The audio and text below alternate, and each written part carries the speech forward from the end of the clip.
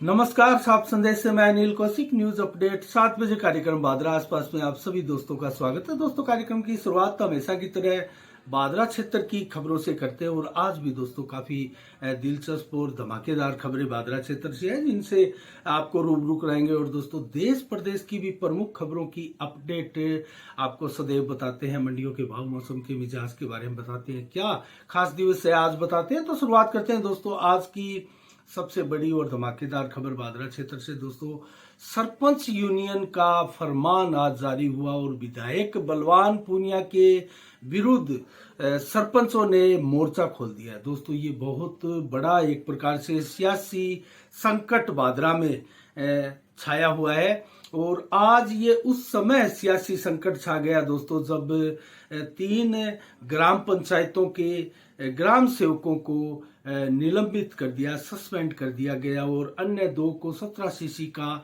Notice बलवान पूनिया के कहने पर थमा दिया गया। तो दोस्तों, इसको लेकर ये सियासी घटनाक्रम बादरा में जो है एक बार चर्चा का विषय बने। और ठीक उसी तरह दोस्तों, देश में भी महाराष्ट्र में आज सियासी घटनाक्रम जो है वो काफी चर्चा का विषय बने हुए, उसके बारे में भी बात करेंगे। दोस्तों, बात कर लेते हैं बादरा सरपंच यूनियन आखिर क्यों, किस वजह से आज जो है विधायक बलवान पूनिया के खिलाफ मोर्चा तान कर खड़ी हो गई है। दोस्तों, इसके बारे में हम बात करें तो ये मामला दोस्तों प्रधान अनिल औलख की उपस्थिति में एक सभी सरपंचों की, सरपंच यूनियन के अध्यक्ष की अध्यक्षता में एक बैठक आयोजित की गई। इस बैठक में मुद्दा वही छाया रहा जो भाड़ी, खचवाड़ा और रामगढ़िया ग्राम पंचायतों के ग्राम सेवकों को सस्पेंड कर देने का मामला था। और दोस्तों, 2 कर्मचारियों को 17 सीसी नोटिस भी दिया गया था। उसको लेकर सभी सरपंच नाराज थे। मामला ये था दोस्तों, कच्चे कार्यों को लेकर कुछ विवाद की स्थिति थी और उस विवाद की स्थिति में विधायक बलवान पूनिया पर यह आरोप लगाया जा रहा है कि वो सीओ जिला परिषद को दबाव बनाकर वहां जो है ये कार्रवाई को अंजाम दिया गया है। तो इस कार्रवाई के विरोध में अब सरपंच उठ खड़े हुए और उनकी एक जो बैठक हुई उनमें दोस्तों क्या मांगे रखी गई, सरपंच जो सभी थे उनकी क्या डिमांड है। तो दोस्तों, बात करते हैं निलंबित कर्मचारियों की तत्काल बहाली।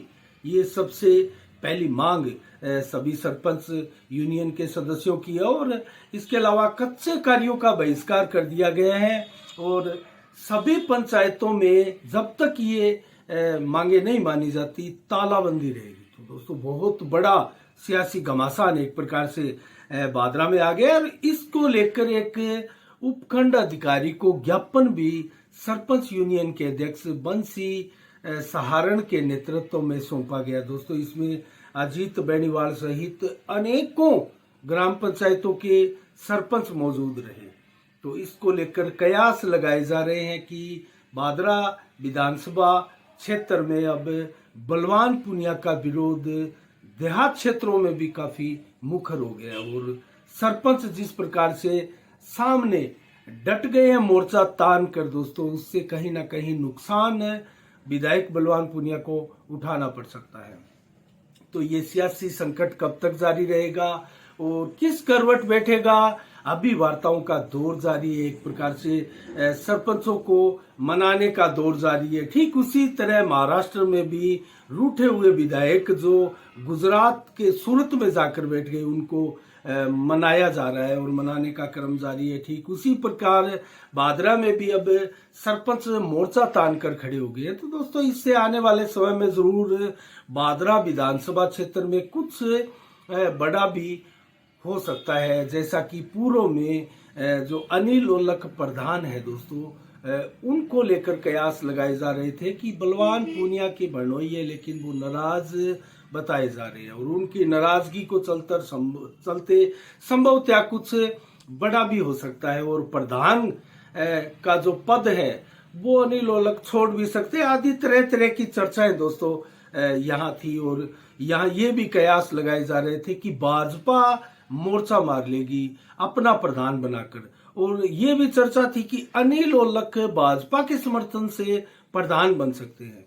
तो ये चर्चाएं हैं दोस्तों। चर्चाओं का क्या, चर्चाओं में सच्चाई जो है वो बेहद कम होती है, लेकिन चर्चाएं तब होती है जब कुछ ना कुछ चिंगारी जो है वो लगती है। कहते हैं ना, धुआं तभी उठता है जब चिंगारी लगी होती है। तो यहाँ धुआं जरूर बगावत का या कुछ मन मुटाव का जरूर चिंगारी के रूप में लगा है, इसीलिए धुआं आपको ये बगावती तेवर के रूप में दिखाई दे रहा है। देखते हैं सरपंचों के ये तेवर। और ये सभी सरपंच दोस्तों अजीत बेनीवाल विधायक के खास माने जाते थे, बलवान पूनिया के, और सभी सरपंच प्राय सत्ता पक्ष के साथ ही नजर आ रहे थे बहुत से। अगर कुछ एक नाम को हम छोड़ भी दे तो इसमें क्या होने वाला है ये आने वाले भविष्य इसका तय करेगा। तो दोस्तों आज एक और खबर दोस्तों वायरल हो रही है सोशल मीडिया पर, वो है आने वाले कल में दोस्तों एक कार्यक्रम ऐसा आयोजित होने वाला है जो कि मिशन 2023 का आगाज होगा और मलखेड़ा से होगा। भारतीय जनता पार्टी के बैनर तले एक कार्यक्रम आयोजित किया जा रहा है कल। और सुनील बराला जो कि बीजेपी के ही कार्यकर्ता है, संजीव बेनीवाल के खास माने जाते हैं, तो उनके नेतृत्व में ये कार्यक्रम हो रहा है दोस्तों विजय संकल्प सम्मेलन के रूप में। तो भारतीय जनता पार्टी का ये कार्यक्रम बादरा विधायक के गांव में, एक प्रकार से राजधानी हम कह सकते हैं, बादरा की राजधानी वर्तमान में मलखेड़ा गांव है जो कि विधायक का गांव है। तो दोस्तों वहां पर ये विजय संकल्प सम्मेलन जो है वो क्या गुल खिलाएगा और क्या औचित्य है वहां से इस सम्मेलन के कार्यक्रम का आयोजन करने का। इसमें राहुल कसवा जिलाध्यक्ष भाजपा के, बलवीर बिश्नोई और कैलाश मेघवाल, धर्मेंद्र मोची, अमर सिंह पूनिया आदि सभी उपस्थित होंगे। संजीव बेनीवाल मुख्य आकर्षक होंगे दोस्तों, जो कि बादरा से भारतीय जनता पार्टी की टिकट पर चुनाव लड़ने की मंशा भी रखते हैं और उसी का अभियान आगे लगातार चलाए हुए हैं। तो देखते हैं ये कार्यक्रम किस प्रकार से होता है और कितना सक्सेस होता है। इसके अलावा दोस्तों हम बात करेंगे डोभी कल्याण भूमि की। तो सोमवार को अशोक पूनिया ने अपने पिता स्वर्गीय गोपीराम जी पूनिया की स्मृति में दोस्तों एक समर्सिबल कल्याण भूमि डोभी में लगाया और इससे ग्रामवासियों ने काफी सराहना की पूनिया परिवार की। और इसको लेकर भी, क्योंकि अब कल्याण भूमि क्षेत्र में पेड़ पौधे वृक्ष आदि लगाने का कार्य जो है उसमें सुगमता मिलेगी और उनमें पानी देकर उनको अच्छी खासी तादाद में लगाया जा सकता है। और इसको लेकर पशु पक्षियों के पीने के पानी की भी यहाँ व्यवस्था समुचित हो सकेगी। तो इसको लेकर सभी ग्रामवासियों ने सराहना की है अशोक पूनिया की।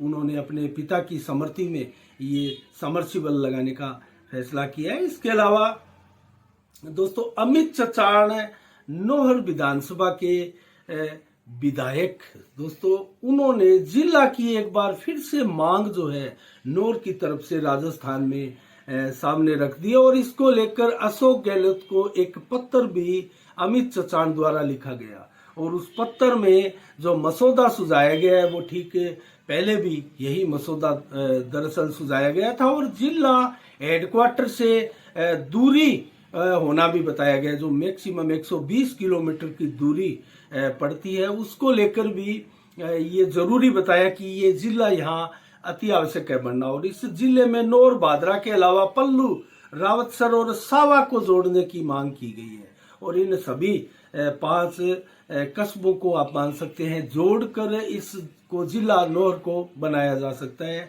ऐसी मांग पहले ही नौर से कई बार उठती रही है। एक बार फिर से पत्र लिखकर जब ये मांग मुख्यमंत्री अशोक गहलोत से की गई है तो इसकी चर्चा स्वाभाविक है दोस्तों, क्योंकि वर्तमान में अभी राज्यसभा के चुनाव हुए हैं और इसको लेकर जो धड़ाधड़ विधायकों की मंशा पूरी करने का क्रम जो है विधायकों की अशोक गहलोत द्वारा, मुख्यमंत्री द्वारा दोस्तों ये कयास लगाए जा रहे हैं कि हो सकता है अमित चचाण को ये सौगात अशोक गहलोत द्वारा दी जाए। तो देखते हैं, आने वाला समय बताएगा दोस्तों ये सौगात मिलती है या नहीं मिलती है। बादरा की तरफ से भी जिला बनाने की मांग एक दो बार उठी थी, लेकिन इस मांग को मुखरता से नहीं उठाया गया। लेकिन नोर में रह रहकर ये मांग जो है बार बार उठती है और इस बार भी नोर के नेताओं ने ये मांग उठाई है। तो बजरंग सारण ने एक ज्ञापन दिया दोस्तों आज गृह मंत्री के नाम उपखंड कार्यालय को। अग्निपथ योजना को लेकर ये ज्ञापन सौंपा गया था और उसमें रिटायर्ड कर्नल, सूबेदार आदि अनेकों शख्स इसमें शामिल रहे। सतवीर सूबेदार और सूबेदार बलवीर सहारण के अलावा रिटायर्ड कैप्टन सेवानिवृत्त हरि सिंह खिचड़ आदि सेना के रिटायर्ड कर्मचारी जवान भी रहे। तो इसमें मांग जो रखी गई है दोस्तों, वो रखी गई है जो 4 साल अग्निवीरों के सेवा काल के लिए रखे गए हैं, उसको बढ़ाकर 10 साल करने की मांग जो है वो इस मांग पत्र में की गई है। और कैंटीन, मेडिकल, शिक्षा आदि की सुविधा अग्निवीरों के आश्रितों को प्रदान की जाए, ये मांग भी इसमें रखी गई है। और सम्मानजनक पेंशन भी इसमें मिले, क्योंकि पेंशन का इसमें कोई प्रावधान है सरकार की तरफ से, सेना की तरफ से नहीं रखा गया है, तो वो भी रखने की मांग की गई है। और 2019 से 2022 तक जो रुकी हुई भर्तियां हैं, जो नई भर्तियां नहीं हो रही थी, उसको भी ज्वाइन करने के लिए कहा गया। तो कुल मिला के ये मांगे हैं दोस्तों, सुधार की आवश्यकता थी। सेना ने भी प्रेस कॉन्फ्रेंस करके काफी सुधार इसमें किया है और विभिन्न सेक्टरों में जो है 10% आरक्षण के साथ हमने कल भी इसके ऊपर समीक्षा की थी। तो अग्निवीरों को जो है काफी सुविधाएं दी गई है। जो 75% अग्निवीर है वो जो 4 साल बाद में लौट कर घर आएंगे, उनके लिए काफी सहूलियत सरकारों द्वारा दी जा रही है दोस्तों। अब जैसा कि आंदोलन जो मुखर हुआ था और उसके बाद में ये जो कवायद चली और इसको वापस लेने की मांग जोर पकड़ने लगी, उसके बाद में सरकार भी हरकत में आई और सेना के तीनों अध्यक्षों द्वारा प्रेस कॉन्फ्रेंस करके जो है स्पष्ट कर दिया गया कि ये स्कीम जो है किसी भी सूरत में वापस नहीं होगी। तो दोस्तों हमारी नजरें भी बनी रहेगी और कितना विरोध स्वर मुखर होता है अपने आसपास के क्षेत्रों में, और लगातार इसके लिए रैली, धरने, प्रदर्शन अभी तक किया जा रहा है। लेकिन यहाँ किसी प्रकार से हिंसक आंदोलन नहीं हो रहे, जैसा कि बिहार में हुआ है। और ट्रेनों को फूंक दिया गया, बोगियों को फूंक दिया गया, लोगों के निजी वाहनों को फूंक दिया गया, पुलिस चौकी को, पुलिस के वाहनों को फूंक दिया गया। दोस्तों ऐसा संघर्ष जो है वो हमारे क्षेत्र में कम से कम नहीं देखने को मिला। बेशक राजस्थान के कुछ क्षेत्रों में जो है प्रदर्शन हुए और कुछ प्रदर्शन उग्र भी हुए।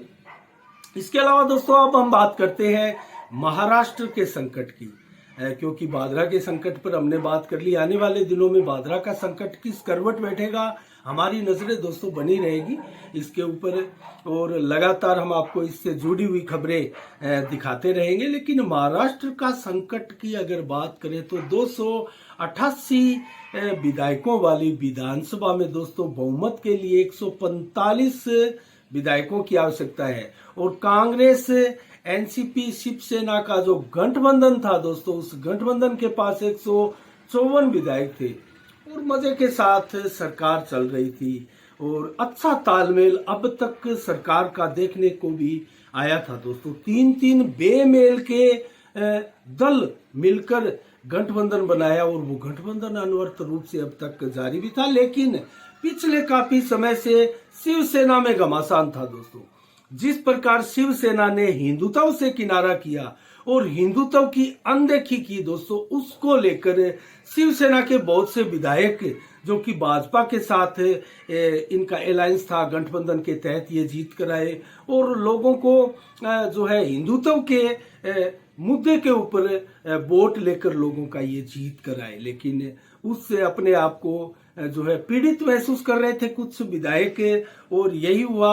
नाराज एकनाथ शिंदे जो विधायक है दोस्तों, कद्दावर नेता है शिवसेना के महाराष्ट्र से, और उन्होंने अपनी नाराजगी जो है वो विधायकों को एकत्रित करके और इकट्ठे करके गुजरात के सूरत में ले जाकर प्रकट कर दी। और जब सूरत से ये खबर आई कि एकनाथ शिंदे के पास जो है वो 25 विधायकों की सूची है, तो इससे पूरी महाराष्ट्र की सरकार में एक बार खलबली मच गई और एनसीपी की और शिवसेना की अलग अलग दोस्तों मीटिंगें हो गई।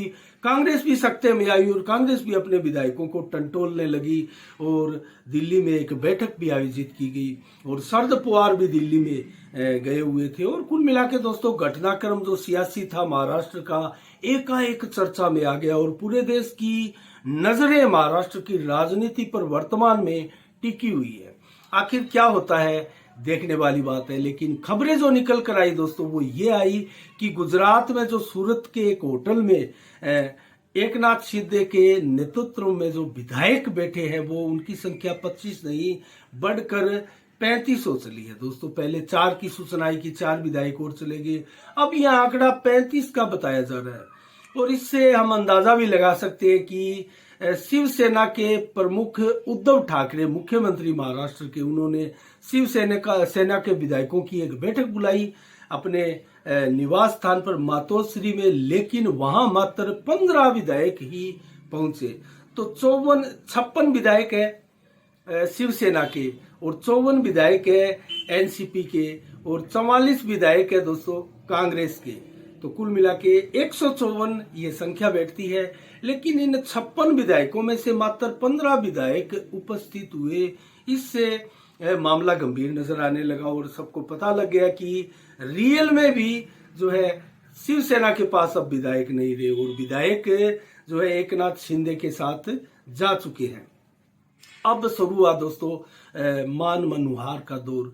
तो उद्धव ठाकरे के पीए दोस्तों सूरत पहुंचे, उनके साथ एक विधायक और थे, लेकिन उनको होटल में प्रवेश पुलिस ने नहीं करने दिया गया और एक नाथ शिंदे ने साफ कह दिया कि मैं किसी से मुलाकात नहीं करना चाहता। तो दोस्तों उसके बाद में फिर सियासी संकट जो है नए नए घटनाक्रम के रूप में नजर आने लगा। उधर फडणवीस जो है महाराष्ट्र के पूर्व मुख्यमंत्री भारतीय जनता पार्टी के, दोस्तों वो दिल्ली गए भारतीय जनता पार्टी के आला नेताओं से मिलने के लिए और व्यू रचना चलने लगी कि ऐसे में क्या किया जाए, भाजपा इसमें क्या रोल निभा सकती है।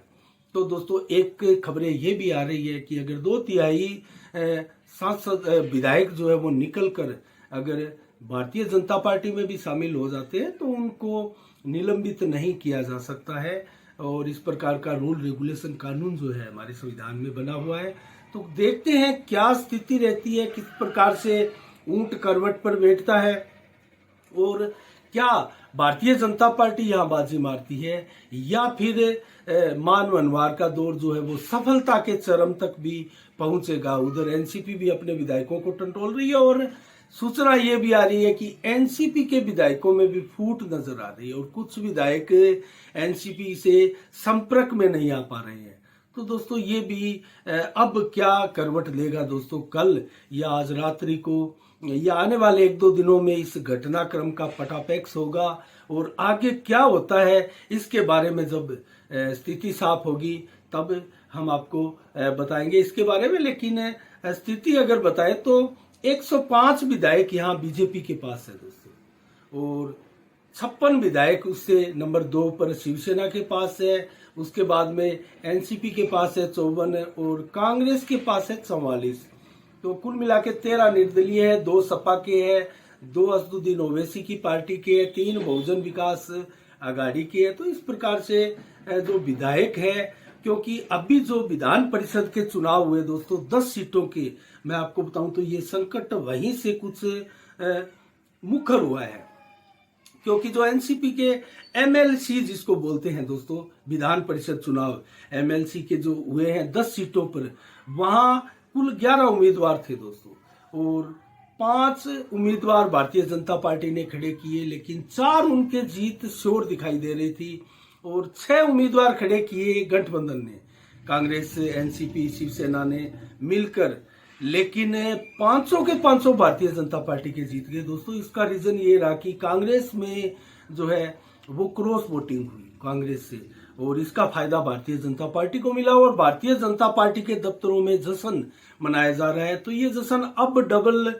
होता हुआ प्रतीत हो रहा है, क्योंकि एक तो सरकार खतरे में आ चुकी है और 4 की जगह 5 विधान परिषद के सदस्य बीजेपी के महाराष्ट्र से जीत कर आ गए। और यहीं से दोस्तों जो क्रॉस वोटिंग हुई और असंतोष व्यक्त किया था जिन विधायकों ने दोस्तों, वो कहीं ना कहीं टूट के जो है शिंदे के खाते में भी जा सकते हैं। तो ऐसा भी लग रहा है कि कांग्रेस के भी कुछ विधायक टूटकर जो है वो नाराज शिवसेना, और दोस्तों कयास ये भी लगा रहे हैं कि जो एकनाथ शिंदे है वो पार्टी अलग बनाएंगे और कांग्रेस के सामने दूसरा जो दल है वो खड़ा करेंगे, और ये नाराज है शिवसेना के हिंदुत्व से दूर जाने से। तो दोस्तों शिवसेना को हिंदुत्व के रूप में जाना जाता है और हिंदुत्व से दूर होना शिवसेना के लिए बड़ा पीड़ादायक भी रहा। और इस बेमेल गठबंधन में कैसे वो इतने समय तक गठबंधन की सरकार चला रहे, और कुछ फैसले महाराष्ट्र में ऐसे हुए जिससे शिवसेना का क्रेज काफी हद तक नीचे भी गिरा है। और आने वाले चुनाव में संभवतः शिवसेना को बहुत बड़ा झटका दोस्तों महाराष्ट्र से लगने वाला, इसमें कतई कोई दो राय दिखाई नहीं देती जिस प्रकार से महाराष्ट्र से खबरें निकलकर सामने आ रही है। तो दोस्तों आज की इन खबरों में इतना ही। अब क्या खास दिवस है दोस्तों, आज योगा दिवस था, विश्व योगा दिवस 2014 में प्रधानमंत्री नरेंद्र मोदी ने भारत को ये सौगात दी कि भारत के गलियारों से निकलकर योगा जो है वो विश्व के मानस पटल पर छाया है। और दोस्तों कहां कहां विश्व के कोने कोने में आज लोग योग करते हुए आपको दिखाई देंगे। और 2014 में इसकी शुरुआत हुई और अनवरत लगातार ये जारी है। और आज भारत भर में योगा दिवस धूमधाम से मनाया गया। सभी मुख्यमंत्रियों ने, सभी विधायकों ने, सांसदों ने, नेताओं ने, सभी ने योगा दिवस धूमधाम से मनाया। दोस्तों बांद्रा में भी मुख्य खेल स्टेडियम में एसडीएम शकुंतला चौधरी सहित अनेकों गणमान्य लोग और अधिकारीगण यहाँ मौजूद रहे और मुख्य रूप से योगा दिवस जो है खेल स्टेडियम बांद्रा में मनाया गया। सुबह 6 बजे से लेकर 7 बजे तक योगा करके जो है वो मनाया गया। और पतंजलि योग पीठ के समिति के अध्यक्ष प्रदीप गोयल ने ये योगा की क्लास दोस्तों ली। इसके बाद में प्रदीप गोयल जो है सब जेल बांद्रा में भी कैदियों को भी योगा करवाते हुए नजर आए। इसके अलग अलग हमने वीडियोस भी सात संदेश भारत चैनल पर डाले हैं दोस्तों, आप इच्छा हो तो ये वीडियोस आप देख सकते हैं। इसके अलावा दोस्तों गौशाला बांद्रा में भी दयानंद खोखेवाला के नेतृत्व में योग किया गया और विश्व योगा दिवस को धूमधाम से मनाया गया। छानी बड़ी स्कूल में आदि अनेकों बांद्रा क्षेत्र के ग्रामीण स्कूलों में, ग्रामीण अंचल में और ग्राम पंचायतों पर योगा दिवस मनाने के समाचार हमारे पास आ रहे हैं। दोस्तों सभी को बताना पॉसिबल नहीं होगा, लेकिन दोस्तों शुरुआत करते हैं। आज 21 जून को क्या विशेष खास दिवस है। तो दोस्तों 2016 में इसरो ने आज ही के दिन इतिहास रचा था। प्रथम बार 20 उपग्रह अंतरिक्ष में एक साथ लॉन्च करके, बेशक इसके बाद में बहुत बड़ा विश्व रिकॉर्ड भी बनाया गया, 104 उपग्रह भी अंतरिक्ष में छोड़े गए थे, लेकिन 21 जून को 2016 को जो है ये इसकी शुरुआत हुई। बड़े स्तर पर 20 उपग्रह एक साथ लॉन्च किए गए। इसके अलावा दोस्तों 1932 में अमरीश पुरी का आज ही के दिन जन्म हुआ। फिल्मी खलनायक, मैसूर खलनायक रहे अमरीश पुरी, उनका देहांत भी हो गया। और इसके अलावा दोस्तों योगा दिवस धूमधाम से मनाया ही जा रहा है। तो दोस्तों शुरुआत करते हैं मंडी के भाव की और उसके बाद में मौसम का मिजाज आपको बताएंगे। नॉर्थ से शुरुआत करते हैं। ग्वार के भाव 5865 रुपए और दोस्तों चना के भाव 4665, तारामीरा के भाव 5225 और मेथी के भाव 5300 रुपए, गेहूं के भाव 2007, जौ के भाव 2590 रुपए प्रति क्विंटल रहे। जो कि आदमपुर मंडी में सरसों 6360, नरमा के भाव 11681 रुपए हाईएस्ट रहे, जबकि ग्वार के भाव 5230 रुपए प्रति क्विंटल रहे। रावतसर मंडी में तारामीरा दोस्तों 5111, ग्वार के भाव 5270 रुपए प्रति क्विंटल, चना के भाव 4500, मोठ के भाव 7400, गंगानगर मंडी में सरसों 6211, ग्वार के भाव 4805, चना के भाव 4451, जबकि जौ के भाव 2900 रुपए प्रति क्विंटल रहे और गेहूं के भाव 2200। एलनाबाद मंडी में नरमा दोस्तों 10,800 रुपए प्रति क्विंटल रहा और ग्वार के भाव 4,970, सरसों के भाव 6250 और चना के भाव 4500 और गेहूं के भाव 2,000 रुपए प्रति क्विंटल रहे। इसके अलावा दोस्तों मौसम का मिजाज अगर आज बताए तो आज 21 जून को 33 से 36 डिग्री टेम्परेचर आज दिन में रहा। गर्मी से निजात मिली, कुछ हुमस आपको जो है वो जरूर महसूस हुई होगी, क्योंकि बरसात का सीजन है। लगातार चौथा दिन है कि भादरा आसपास इलाकों में बरसात हुई, आज भी हुई, रात्रि को भी हुई। तो दोस्तों 14 से 22 किलोमीटर और 45 किलोमीटर तक के हवा के झोंके भी लगे। तो हवा चल रही है तेज, 100% बादल लगभग आज छाए रहे और लगभग 3.3 mm बरसात आज रात्रि को भी होने की संभावना मौसम विभाग द्वारा व्यक्त की गई है। तो आज भी रात्रि को बरसात होगी दोस्तों। कल 21 जून को कैसा, 22 जून को कैसा रहने वाला है मौसम हमारे क्षेत्र का? 26 से 34 डिग्री टेम्परेचर दिन में रहेगा और मैक्सिमम 30 से 35 डिग्री टेम्परेचर कल दिन भर रहेगा। तो दोस्तों गर्मी से निजात बेशक रहेगी और 32 से 35 ही देर शाम तक रहेगा। 14 से 25 किलोमीटर की रफ्तार से हवाएं चलेगी और 45 से ऊपर किलोमीटर के झोंके भी हवा के लग सकते हैं। आंधी का एहसास दिन भर कल होगा और इसके अलावा दोस्तों दिन भर में कल शाम तक 5.1 mm बरसात की चेतावनी भी दी गई है और देर शाम को ओले पड़ने की भी संभावना है। तो ओलावृष्टि कल हो सकती है दोस्तों। कल काफी ठंडा मौसम होने की संभावना है। देर शाम को, रात्रि को भी 3.6% mm, माफ कीजिएगा 3.6 mm बरसात जो है वो कल रात्रि को भी होगी। 100% बादल छाए रहेंगे रात्रि को भी आसमान में।